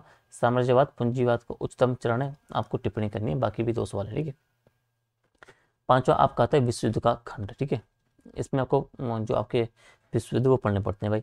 प्रथम विश्व युद्ध का उद्भव और पहले शांति सम्मेलन की बात करोगे 1914 से लेकर 1919 तक। अब इसकी हिस्टोरिकल बैकग्राउंड क्या है इसमें कि जो 19वीं सेंचुरी के उत्तरार्ध में बेसिकली यूरोप में साम्राज्यवाद, राष्ट्रवाद और सैन्यवाद का क्या तीव्र प्रसार होता है। आपकी वियना कांग्रेस 1815 के बाद क्या है, आपकी शक्ति संतुलन प्रणाली आपकी जो है वो टूटने लगती है। ठीक है, राष्ट्र क्या होते हैं, एक दूसरे के विरोधी गुटों में बंट जाते हैं, जिससे आपकी एक स्फोटक स्थिति आपकी उत्पन्न हो जाती है। ठीक है, प्रमुख कारण क्या थी भाई प्रथम विश्व युद्ध के, कि आपका तो राजनीतिक कारण क्या था कि जो ब्रिटेन आपका हो गया, जो फ्रांस हो गया, जर्मनी हो गया। ठीक है, तो ब्रिटेन, फ्रांस, जर्मनी इनके बीच एक जो औपनिवेशिक होड़ आपकी बसती है। जर्मनी की जो बढ़ती शक्ति थी उसने आपका यूरोपीय संतुलन बिगाड़ दिया था। ये आपके राजनीतिक कारण हो गए। साम्राज्यवादी प्रतिस्पर्धा की बात बोलोगे, राष्ट्रवाद की बात आप बोलोगे कि बाल्कन क्षेत्र आपका सर्बिया, बोस्निया, ऑस्ट्रिया, हंगरी में क्या है, एक पैन आपका इसका उभार होता है भाई। ठीक है, आपका जर्मनी, इटली का एकीकरण की बात आप करोगे, उससे आपका जो राष्ट्रवादी उत्साह की लहर आपके ऊपर आती है। सैन्यवाद की आप बात करोगे, ठीक है, आपका यूरोपीय देशों ने क्या किया, हथियारों की दौड़ शुरू कर दी भाई। आपका युद्ध तोपे वगैरह इनमें, ठीक है, स्थायी सेनाओं का निर्माण हुआ। गठबंधन प्रणाली की बात आप करोगे, ट्रिपल अलायंस बनने लगे, ट्रिपल्स एटेंट आपके बने लगे। ट्रिपल अलायंस में आपका जर्मनी, ऑस्ट्रिया, हंगरी, इटली सब शामिल थे। ट्रिपल एटेंट में आपका जो ब्रिटेन, आपका फ्रांस, रूस ये सब शामिल थे। तात्कालिक कारण क्या बना, जो आपका सरायेवो की घटना होती है।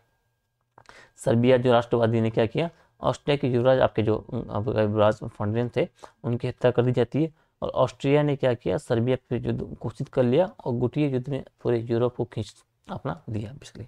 तो इसको आपको थोड़ा सा जानते रहना है प्रथम विश्व युद्ध के संदर्भ में, ठीक है, तात्कालिक कारण को भी और दीर्घकालीन कारणों को भी। युद्ध का स्वरूप बोलोगे 1914 से 18 चलता है, लगभग 30 देशों की भागीदारी थी। आपको खाई युद्ध और नई तकनीकें इसमें आई गई, टैंक, विमान, विषैली गैसें संबंधी चीज़ें। अंततः जर्मनी और उसके सहयोगी आपके पराजित आपके हो जाते हैं। परिणाम क्या निकलता है, ये लगभग 1 करोड़ लोगों की मृत्यु होती है भाई। यूरोप आर्थिक रूप से आपका तबाह हो जाता है। ऑस्ट्रो हंगेरियन ऑटोमन जर्मन साम्राज्य का पतन होता है, ठीक है। राष्ट्र संघ की स्थापना आपके लीग ऑफ नेशन की 1920 में इसकी स्थापना होती है। वर्साई की संधि 1919 में हो जाती है, ठीक है। और इसमें क्या होता है, जर्मनी पे आपको युद्ध का जिम्मेदार ठहरा जाता है, उसको बहुत ज़्यादा क्षतिपूर्ति देनी पड़ती है, अपना बहुत सारा राइनलैंड का निरस्त्रीकरण हो गया, सैन्य शक्ति का प्रतिबंध, बहुत कुछ झेलना पड़ता है, ठीक है। तो जर्मनी मतलब उस पर बहुत इसका इम्पैक्ट पड़ता है, ठीक है। उसकी मतलब बोल सकते हो कि एक उस पर थोप दी जाती है जो आपके संधियाँ जो होती है, वर्साई की संधियाँ, ठीक है। और ये संधि आगे चल क्या होती है, जो आपका सेकेंड वर्ल्ड वॉर है उसका बीज आपकी बोनी लगती है, इसी का कारण आपका इसके अंतर्गत आपको देखने को मिलता है, ठीक है। पहले शांति सम्मेलन की बात तो आप करोगे भाई 1919 में, तो विजयी देशों के बीच आपकी आयोजित होती है। आपका लॉर्ड जॉर्ज, फ्रांस क्लेमेंसो, यूएसओ वुडरो विल्सन, ये इसमें शामिल होते हैं। वुडरो विल्सन का जो 14 सूत्र आपका जो 14 पॉइंट्स आपका था, उसमें शांति, आत्मनिर्णय, राष्ट्रसंघ की स्थापना की बात बोली गई थी। लेकिन संधियाँ इतनी कठोर थी, इतनी प्रतिशोध रही, जिसके कारण आपको जो सेकेंड वर्ल्ड वॉर था उसके नींव आपके इसी के परिणाम स्वरूप बन जाती है, ठीक है। ये मॉडल्स आपके सवाल है। प्रथम विश्व युद्ध के दूरगामी प्रभावों की चर्चा करनी है। वर्साई की संधि को घृणा का बीज क्यों बोला जाता है, first world war the child of imperialism विवेचना को करनी है, ठीक है, ठीक है। तो अगला है कि रूस की जो बोल्शेविक क्रांति है एवं जो आपका विश्व आर्थिक मंदी आपकी आती है, ठीक है। तो इसकी पृष्ठभूमि आप देख लो भाई, ये आप पढ़ लेना बोल्शेविक क्रांति को, रूस की बोल्शेविक क्रांति को, ठीक है। विश्व आर्थिक मंदी हम पढ़ लेते हैं, ठीक है, ये आप पढ़ लेना, ठीक है। हम देखते हैं सीधा आर्थिक मंदी पे आते हैं, बहुत इंपॉर्टेंट है। ये आप देख लो भाई, इस पे आपका सवाल बन सकता है, इसी भी आपको थोड़ा सा इंपॉर्टेंस देना है, ठीक है। तो इससे कारण क्या था भाई कि अमेरिकी जो शेयर बाजार होता है उसका पतन हो जाता है, वॉल स्ट्रीट का क्रैश आपका 1929 में होता है भाई, ये प्रमुख कारण था। अत्यधिक उत्पादन उपभोग में आपकी गिरावट जाती है, यानी कि उत्पादन तो अधिक हो गया लेकिन उपभोग है उसमें आपकी गिरावट हो गई है। बैंकिंग तंत्र का पतन हो जाता है, अंतर्राष्ट्रीय व्यापार में आपकी कमी आ जाती है, और इससे आपकी जो विश्व आर्थिक मंदी की स्थिति आपकी बन जाती है। प्रभाव क्या होता है, बेरोजगारी बढ़ती है, गरीबी बढ़ती है, आर्थिक अवसाद का, डिप्रेशन का टाइम आता है। जर्मनी, इटली, जापान में अधिनायकवाद का उदय होता है, और अमेरिकी जो क्या है जो आपका न्यू डील पॉलिसी है उसमें क्या आपका जो आर्थिक पुनर्निर्माण की पहल बेसिकली करता है।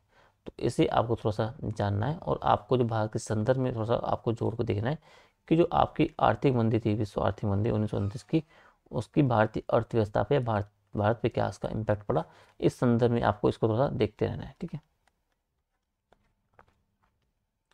सवाल क्या बनेगा कि भाई जो ये कि बोल्शेविक क्रांति को विश्व सदी की सबसे प्रभावशाली राजनीतिक परिवर्तन क्यों माना जाता है, बोल्शेविक क्रांति और औद्योगिक क्रांति में क्या समानताएं थी, ये सब चीज़ें आप थोड़ा सा देख लेना, ठीक है।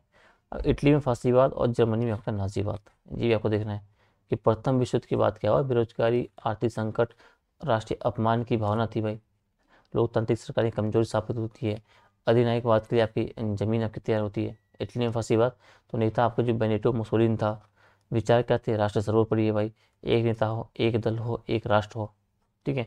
लोकतंत्र और साम्यवाद का विरोध किया गया। सत्याग्रहण 1922 में क्या, मार्च ऑफ रोम के बाद मुसोलिनी ने प्रधानमंत्री पद को संभाला, ठीक है। नीतियाँ क्या थी, प्रेस पर कंट्रोल किया गया, मजदूर यूनियन पर कंट्रोल किया गया, सैन्यवाद और विस्तारवाद पर बल दिया गया, ठीक है। प्रभाव क्या पड़ा, अधिनायकवादी शासन का आदर्श एक प्रस्तुत हुआ। जर्मनी में हिटलर को प्रेरणा दी मुसोलिनी ने,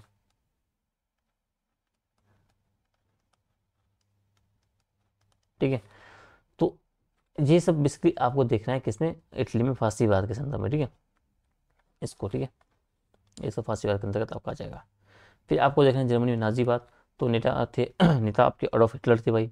1933 की बात आप करोगे, आपके जो वर्साई संधि थी उसका जो अपमान हुआ था एक जर्मनी का, उसका प्रतिशोध इसमें आपका था आधार, ठीक है। इसमें क्या थी कि जो आर्यन सुप्रीमेसी आपका जो है था कि हम कि आर्य जो है आपकी श्रेष्ठता है, और जो यहूदी आपके विरोधी थे, इसी के परिणामस्वरूप यहूदी पे बहुत सारे अत्याचार करते हैं, उसे पढ़ना एक अलग कंसर्न आपका हो जाएगा। ठीक है। राष्ट्रवाद पे फोकस किया गया, सैन्यवाद पे फोकस किया गया, और आपका जो प्रजातंत्र है उस पर फोकस किया। नीतियाँ क्या थी, पुनः सैन्य आपका सशक्तिकरण किया गया, यहूदियों का बहुत ज़्यादा उत्पीड़न किया गया, यूरोप में अपनी विस्तार नीति को अपनाया गया। परिणाम क्या निकला, जर्मनी ने पोलैंड पर आक्रमण कर लिया 1939 में आपका। यहीं से आपका सेकेंड वर्ल्ड वॉर की आपकी शुरुआत होती है। ठीक है। तो इसे आपको थोड़ा सा जानते रहना है। क्या फासिस्टवाद और नाजीवाद के उदय में सामाजिक और राजनीतिक कारण को स्पष्ट करना है। हिटलर की विदेश नीति ने सेकेंड वर्ल्ड वॉर को कैसे जन्म दिया, तो ये सब बेसिकली आपको थोड़ा सा देखते हुए रहना है। ठीक है। अगला आपका सेकेंड वर्ल्ड वॉर आपका जाएगा, इसका उद्भव प्रभाव देखोगे तो सेकेंड वर्ल्ड वॉर के कारण क्या थे। सबसे पहले तो था वर्साई की संधि भाई, उसकी जो कठोरता थी। हिटलर और जो मुसोलिन थी, उनकी जो विस्तार थी नहीं थे जो उनकी जो विस्तारवादी नीतियाँ थी। राष्ट्रसंघ जो लीग ऑफ नेशन की जो आपकी विफलता रहती है, आर्थिक मंदी से आपके जो उपजा असंतोष आपका रहता है, आपका जो शांति प्रसार आपकी जो नीति थी, ब्रिटेन फ्रांस ने हिटलर को रोकने ड्राई आपके दिखाते हैं। तात्कालिक कारण क्या था, जर्मनी का पोलैंड पर आक्रमण हुआ 1 सितंबर 1939 को। ठीक है। युद्ध की आपकी मुख्य घटनाएं आप देख लोगे कि 1939 से 41 के बीच जर्मनी ने यूरोप का बड़ा हिस्सा जीत लिया। ठीक है। France, Norway, Belgium. जर्मनी ने सोवियत संघ पर हमला किया 1941 में। दिसंबर 1941 में क्या है, जापान ने पर्ल हार्बर पर बेसिकली किया जाता है। अमेरिका फिर शांति में आपका शामिल हो जाता है, क्योंकि पर्ल हार्बर अमेरिका का था। 1943 से 45 तक आपके मित्र राष्ट्रों की वापसी होती है। ठीक है। मई 1945 में क्या हिटलर के द्वारा आत्महत्या की जाती है, जर्मनी का आत्मसमर्पण आपका होता है। अगस्त 1945 में क्या अमेरिका द्वारा जापान पे आपके परमाणु बम गिराए जाते हैं। तो ये प्रमुख आपके घटनाक्रम आपको थोड़ा सा सेकेंड वर्ल्ड वॉर के संदर्भ में आपको थोड़ा सा जानते रहना है। ठीक है। परिणाम क्या निकला, फर्स्ट वर्ल्ड वॉर में 1 करोड़ लोगों की मृत्यु हुई, सेकेंड वर्ल्ड वॉर में लगभग 6 करोड़ लोगों की मौतें होती है। लीग ऑफ नेशन की समाप्ति के उसके बदले आपका जो संयुक्त राष्ट्र संघ आपका है, उसकी स्थापना होती है 45 में। अमेरिका और जो सोवियत संघ है, उसके बीच आपका शीत युद्ध आपका यहीं से आपका प्रारंभ हो जाता है। एशिया अफ्रीका में आपका उपनिवेशवाद का अंत होता है। जर्मनी का विभाजन आपका होता है, पूर्वी में आपका सोवियत का चल जाता है, और पश्चिमी में आपका अमेरिकी में चल जाता है। ठीक है। तो इसे आपको सब देखते रहना है। प्रभाव क्या पड़ा, वैज्ञानिक क्रांति की शुरुआत आपकी हुई, मानवाधिकारों और शांति प्रयासों की पुनर्परिभाषा की गई। ठीक है। वैज्ञानिक क्रांति में आपका परमाणु युग की शुरुआत हो गई। यूरोप का राजनीति और जो आर्थिक पुनर्गठन आपका ये होता है मार्शल प्लान के द्वारा। ठीक है। तो इन सबको आपको थोड़ा सा सेकेंड वर्ल्ड वॉर के प्रभाव के स्वरूप में आपको थोड़ा सा देखते रहना है। ठीक है। सवाल क्या बनेगा कि भाई सेकेंड वर्ल्ड वॉर क्या था, उसके आर्थिक, राजनीतिक और सामाजिक परिणामों को आपको विश्लेषण करना है। शीत युद्ध की उत्पत्ति में द्वितीय विश्व युद्ध की क्या भूमिका रही, ये भी आपको देखना है। ठीक है। आपका जो 14 से 45 तक का अवधि थी, विश्व इतिहास का संक्रमण काल था, जब साम्राज्यवाद, औद्योगिक पूंजीवाद की पृष्ठभूमि से आपका समाजवाद, आपका अधिनायकवाद और अंततः नए विश्व व्यवस्था, उसका बेसिकली आपका उदय होता है। समझ गए। अब फिर आधुनिक विश्व व्यवस्था में हम आते हैं भाई सेकेंड वर्ल्ड वॉर के बाद। इसमें क्या आपको शीत युद्ध है। तो सेकेंड वर्ल्ड वॉर के बाद क्या है, दुनिया दो आपकी महाशक्तियों बन जाती है, यूएसए और आपका संयुक्त राष्ट्र। ठीक है। संयुक्त राष्ट्र नहीं, आपका यूएसएसआर, सोवियत संघ। ठीक है। और दोनों की विचारधाराएं भिन्न थी भाई। आपका जो यूएसए था वो अमेरिका था। ठीक है। यानी कि उदार लोकतंत्र है भाई, पूंजीवाद था, खुले बाजार में फोकस था। लेकिन आपका जो यूएसएसआर था, ये सोवियत संघ आपका जो था, साम्यवाद पे आधारित था, राज्य नियंत्रित आपकी अर्थव्यवस्था थी। तो दोनों अलग अलग बेसिकली इनकी प्रकृति थी, अलग अलग विचारधारा इनके अंदर काम कर रही थी। उद्देश्य क्या था कि आपको वैचारिक वर्चस्व आपको लाना है और वैश्विक प्रभाव क्षेत्र का विस्तार करना है। ठीक है। प्रमुख घटनाएं क्या हुई, आपका जो 1947 में आपका जो एक ट्रूमैन आपका सिद्धांत था, साम्यवाद को रोकने की नीति की बात करोगे। 1948 में आपकी मार्शल योजना आती है, यूरोप में अमेरिकी आर्थिक सहायता के लिए, जिसने पश्चिमी यूरोप आपका पुनर्निर्मित हुआ। 1949 में आपको नाटो की स्थापना होती है। ठीक है। साम्यवाद के खिलाफ एक विरुद्ध सैन्य संघ आपका गठबंधन था। ठीक है। इसका आपका अच्छा खासा उपयोग अभी हाल ही में जो यूक्रेन रशिया युद्ध हुआ था, तो उसमें यूरोपीय देशों और अमेरिका के माध्यम से एक नाटो की भूमिका निभाएगी। किस तरीके से नाटो ने आपको यूक्रेन को हेल्प दी है, ताकि वो रशिया के साथ आपका युद्ध अपना कंटिन्यू रख सके। 1955 में आपका जो वर्षा संधि होती है, इसमें सोवियत संघ का जो जवाब आपको मिलता है। 1961 में आपको बर्लिन दीवार का निर्माण होता है। 1962 में आपका क्यूबा मिसाइल संकट, आपका जो है परमाणु युद्ध का खतरा आपका। तो क्यूबा मिसाइल संकट इंपॉर्टेंट रोल है, इसको आपको पढ़ना है, ठीक है। बहुत ज़्यादा चांसेस है कि आपका इससे सवाल बन जाए, ठीक है। तो क्यूबा मिसाइल संकट को आपको थोड़ा सा पढ़ लेना है, ठीक है। 1970 के समय क्या होगा, तनाव शमन क्या आता है, दोनों महाशक्तियों में शांति के समय प्रयास होते हैं। और 1991 में सोवियत संघ का विखंडन होता है और शीत युद्ध का यहाँ पे अंत हो जाता है, ठीक है। प्रभाव क्या पड़ा, विश्व आपका द्विध्रुवीय बन जाता है, परमाणु हथियारों की होड़ लगती है, अंतरिक्ष प्रतियोगिता, गुटनिरपेक्ष आंदोलन का उदय इसी के परिणाम स्वरूप होता है। विकासशील देशों में आपका प्रॉक्सी वार चलते हैं, कोरिया, वियतनाम, अफगानिस्तान में। अंततः बेसिकली अमेरिकी पूंजी मॉडल है, उसकी आपकी विजय होती है। सवाल क्या है, शीत युद्ध के आर्थिक, राजनीतिक एवं वैचारिक कारण थे, उनका विश्लेषण करना है। क्यूबा मिसाइल संकट ने शीत युद्ध की प्रकृति को कैसे प्रभावित किया, शीत युद्ध के दौरान जो कूटनीतिक आंदोलन की आपको भूमिका की चर्चा करनी है। फिर अगला आपको पॉइंट है, टॉपिक है उपनिवेशवाद मुक्ति, यानी कि डीकोलोनाइजेशन, एशिया अफ्रीका को देखना है। तो सेकेंड वर्ल्ड वॉर के बाद क्या हुआ, यूरोपीय साम्राज्य कमजोर हो गए, राष्ट्रीयतावाद, लोकतंत्र और आत्मनिर्णय के सिद्धांतों ने उपनिवेशों में स्वतंत्रता की लहर चलाई। संयुक्त राष्ट्र ने औपनिवेशिक शासन को अवैध घोषित किया, ठीक है। एशिया में उपनिवेश मुक्ति, भारत में 1947, इंडोनेशिया 1949, वियतनाम 1954, चीन 1949। 47 गांधीवादी आंदोलन से प्रेरित अहिंसक स्वतंत्रता संघर्ष, कम्युनिस्ट क्रांति के माध्यम से जनवादी गणराज्य की स्थापना। अब ये देखो भाई, भारत भी आपकी स्थापना हुई है, मतलब स्वतंत्र हुआ 1949 में, चीन भी स्वतंत्र हुआ 1949 में, एक साथ हुए ना। अब चीन कहाँ पहुँच गया है, भारत कहाँ से कहाँ जा रहा है। भारत की स्थिति देखो, चीन कितना एडवांस हो रहा है, इतना हो गया है कि बिल्कुल अमेरिका को चैलेंज कर रहा है, अमेरिका को चुनौती दे रहा है हर चीज़ में, हर फील्ड में। लेकिन भारत की स्थिति क्या बनी हुई है आपको पता ही है। अफ्रीका में उपनिवेशवाद आप देखोगे, इसमें आपको द्वितीय आपका सेकेंड वर्ल्ड वॉर है, उसके बाद जो अफ्रीका में आपकी जो राष्ट्रवाद की लहर फैलती है। आपका जो घाना की बात आप करोगे, तो घाना आपका जो क्वामे नक्रुमा के नेतृत्व में पहला आपका स्वतंत्र राष्ट्र बनता है 1957 में भाई। अल्जीरिया की बात करो, 62 में आपका फ्रांस से सशस्त्र संघर्ष का आपका एक फ्रीडम इसमें आती है, स्वतंत्रता आपकी इसमें आती है। कांगो, केन्या, नाइजीरिया, सूडान आदि ने 60 के दशक में स्वतंत्रता प्राप्त की। और उपनिवेशवाद के बाद जो है कई देशों में आपके जातीय संघर्ष, तानाशाही और जो आर्थिक असमानता की समस्याएं भी आपकी उभरी हुई है। प्रभाव क्या पड़ेगा कि जो आपका एक थर्ड आपका जो दुनिया बेसिकली, जो तीसरी दुनिया आपका है, थर्ड आपका जो वर्ल्ड है, उसका होता है आपकी वैश्विक राजनीति में एशिया और अफ्रीका की नई भूमिका बनती है। और कई देशों में आपकी जो कूटनिरपेक्षता आपकी होगी, आर्थिक आत्मनिर्भरता आपकी होगी, सांस्कृतिक पुनर्जागरण की दिशा में प्रयास आपके होते हैं, ठीक है। सवाल क्या बनेगा आपका, सेकेंड वर्ल्ड वॉर की बात क्या, उपनिवेश मुक्ति आंदोलन की प्रक्रिया, उसके परिणाम स्वरूप उनका विश्लेषण करना है। एशिया और अफ्रीका में आपको उपनिवेश मुक्ति की समानताओं और जो भिन्नताओं पर चर्चा करनी है, और क्या उपनिवेश मुक्ति के बाद की राजनीतिक स्थिरता यूरोप साम्राज्यवाद की देन थी। फिर दो आपके और हैं, यूएन और गुटनिरपेक्ष आंदोलन, ठीक है। तो यूएन को थोड़ा सा डिटेल में पढ़ लेना आप, ठीक है। संयुक्त राष्ट्र संघ बेसिकली यहाँ पे दिया ही है मैंने। गुटनिरपेक्ष आंदोलन की आपको डिटेल में पढ़ना है, जिसका बहुत इंपॉर्टेंट रोल है। उद्भव 1955, बार्डुंग सम्मेलन, एशिया अफ्रीका देशों की बैठकें, नेहरू, नासर, टीटो, सोकर्नो और नक्रुमा ने मिलकर आंदोलन को दिशा दी। किसी भी गुट में शामिल नहीं होंगे, स्वतंत्र विदेश नीति अपनाएंगे, ना ही हम अमेरिका के जाएंगे, ना ही हम रूस के यूएसआर के पक्ष में जाएंगे, ठीक है। उपनिवेशवाद, नस्लवाद और शीत युद्ध की राजनीति का विरोध किया, विकासशील देशों की आर्थिक सामाजिक एकजुटता का परिचय दिया। तो आपका जो गुटनिरपेक्ष आंदोलन आपका हो गया, और जो आपका ये हो गया संयुक्त राष्ट्र संघ हो गया, इन दोनों को आपको डिटेल में पढ़ के जाना है, ठीक है। ठीक है, तो ये आपका वर्ल्ड हिस्ट्री, ठीक है। मैंने कोशिश की कि 1 घंटे में आपका मैक्सिमम आउटपुट आपको दे सकूं, किस तरीके से आपके सभी आपके जो टॉपिक, जो आपकी यूनिट्स हैं, उनसे आप रूबरू हो पाओ, ठीक है, और उन पे अपने आंसर लिख पाओ, ठीक है। तो इसी के साथ हमारा जो वर्ल्ड हिस्ट्री हमारी खत्म होती है, और जीएस पेपर 1 हमारा यहाँ पे आपका निपट जाता है, ठीक है जी। अब बच्चा ऐसे आपका GS2 का पेपर, ठीक है। तो उससे भी मैं ऐसे ही 2-3 दिन में वो भी आपका पूरा हो जाएगा, ठीक है। हेलो जी, आपका ये भी पूरा लाल हो गया। अब सिर्फ GS2 बचा है, इसे हम देखते हैं स्मार्ट तरीके से, ठीक है। फटाफट इसे भी खत्म करते हैं, फिर आपका जो 8वां पेपर है आपके, वो आपके तैयार हो गए मेरी तरफ से, ठीक है।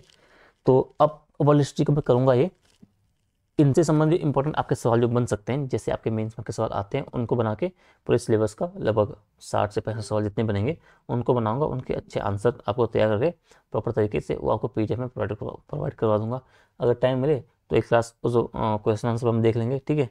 अगर नहीं देख पाए तो आपको मैं सीधा उससे संबंधित आपको पीडीएफ आपको अपलोड करवा दूंगा, आप वहाँ से उनसे आप हेल्प ले सकते हो, ठीक है। तो अभी के लिए इतना रखते हैं आज की क्लास में, ठीक है। मिलते हैं आपको नेक्स्ट क्लास में जिसमें हम जीएस पेपर 2 हम देखेंगे, ठीक है। वीडियो को लाइक शेयर कमेंट करो अगर आपको फ़ायदा इनसे मिला है, ठीक है। अगर आपको वीडियो से फ़ायदा मिल रहा है, नोट से हेल्प मिल रही है, मैक्सिमम वीडियो को बच्चों तक आपको वीडियो को शेयर करना है, वीडियो को लाइक करना है, कमेंट करना है, चैनल को सब्सक्राइब करना है, ठीक है। ताकि इस तरीके से आप अपने मेंस की तैयारी को बेहतर आयाम आप जोड़ सको तैयारी में, ठीक है। तो मिलते हैं आपको अगली क्लास में, तब तक टाटा बाय बाय।